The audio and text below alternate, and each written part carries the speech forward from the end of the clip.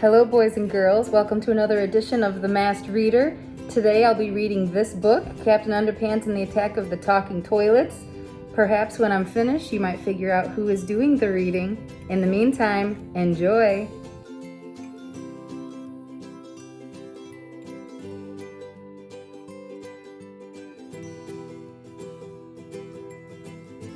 Chapter 1, George and Harold. This is George Beard and Harold Hutchins. George is the kid on the left with the tie and the flat top. Harold is the one on the right with the t-shirt and the bad haircut. Remember that now. Depending on who you asked, you'd probably hear a lot of different things about George and Harold. Their teacher, Miss Ribble, might say that George and Harold were disruptive and behaviorally challenged. Their gym teacher, Mr. Meaner, might add that they were in serious need of a major attitude adjustment. Their principal, Mr. Krupp, would probably have a few more choice words to include, like sneaky and criminally mischievous. And I'll get those boys if it's the last thing well, you get the idea. But if you asked their parents, they'd probably tell you that George and Harold were smart and sweet and very good-hearted. Even if they were a bit silly at times, I'd have to agree with their parents. But even so, their silliness did get them into a lot of trouble sometimes. In fact, it once got them into so much trouble, they accidentally almost destroyed the whole planet with an army of evil, vicious talking toilets. But before I can tell you that story, I have to tell you this story. Chapter 2, this story. One fine morning at Jerome Horowitz Elementary School, George and Harold had just gotten out of their 4th grade remedial gym class when they saw a big sign in the hallway. It was an announcement for the 2nd annual Invention Convention. George and Harold had fond memories of last year's Invention Convention, but this year's convention was a bit different. The first prize winner got to be principal for the day. "Wow," said George. "Whoever gets to be principal gets to make up all the rules for the whole day, and everybody in school has to follow those rules?" "We have got to win first prize this year," exclaimed Harold. Just then, George and Harold's principal, Mr. Krupp, showed up. "Aha!" he shouted. "I'll bet you two are up to no good."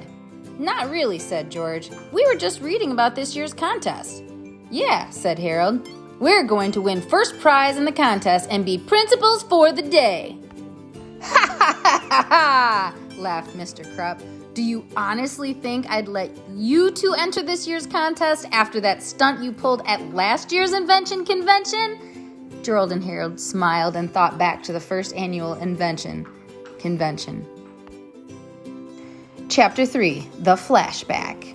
It was about 1 year earlier, and all of the faculty and students of Jerome Horowitz Elementary School had gathered in the gymnasium for what would later be known as the sticky chair incident. George and Harold stepped up to the microphone. "Ladies and gentlemen," said George, "Harold and I have invented something that is guaranteed to keep you all glued to your seats." "Yes," said Harold, "we call it glue." Mr. Krupp became very angry. "You two did not invent glue," he shouted. He stood up to take the microphone away from Harold, and his chair stood up with him. Everyone in the gymnasium laughed. The school secretary, Miss Anthrop, stood up to help remove Mr. Krupp's chair from his pants. Her chair stood up with her too. Everyone in the gymnasium laughed harder. The other teachers stood up, and, you guessed it, they were stuck to their chairs as well. Everyone in the audience howled with laughter. One kid stood up to go to the bathroom, and his chair came up with him also. The audience stopped laughing so hard, they all quickly checked their chairs, and suddenly, the laughter stopped completely. Everyone in the whole school was glued to their seats. You see, while it was true that George and Harold had not invented glue, they had invented a new kind of glue. By simply mixing rubber cement with concentrated orange juice mix, they had created a quick-drying, body heat-activated glue. Then they applied this special glue to every seat in the gymnasium, except theirs, early that morning. Everybody in the gymnasium was glaring at George and Harold and seething with anger. "I've got a good idea," said George. "What?" asked Harold. "Run!" cried George. George and Harold were grinning from ear to ear, remembering their silly invention and the chaos that followed. "That was hilarious," laughed Harold. "Yeah," chuckled George. "It'll be hard to top that this year." "Well, you won't get that chance this year," said Mr. Krupp. He took out a magnifying glass and held it up to the fine print on the sign. "This contest is open to all students in the 3rd and 4th grades except George Beard and Harold Hutchins." "You mean we can't enter the contest?" asked Harold. "It's worse than that," laughed Dr. Krupp. "You boys can't even attend this year's convention. I'm putting you two in study hall that whole day."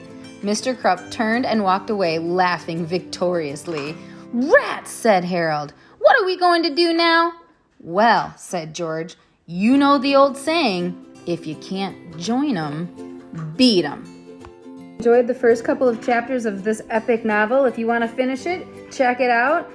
And I maybe have guessed it by now, but you were read to by Mrs. McDonald. Have an awesome March's Reading Month and keep reading every day.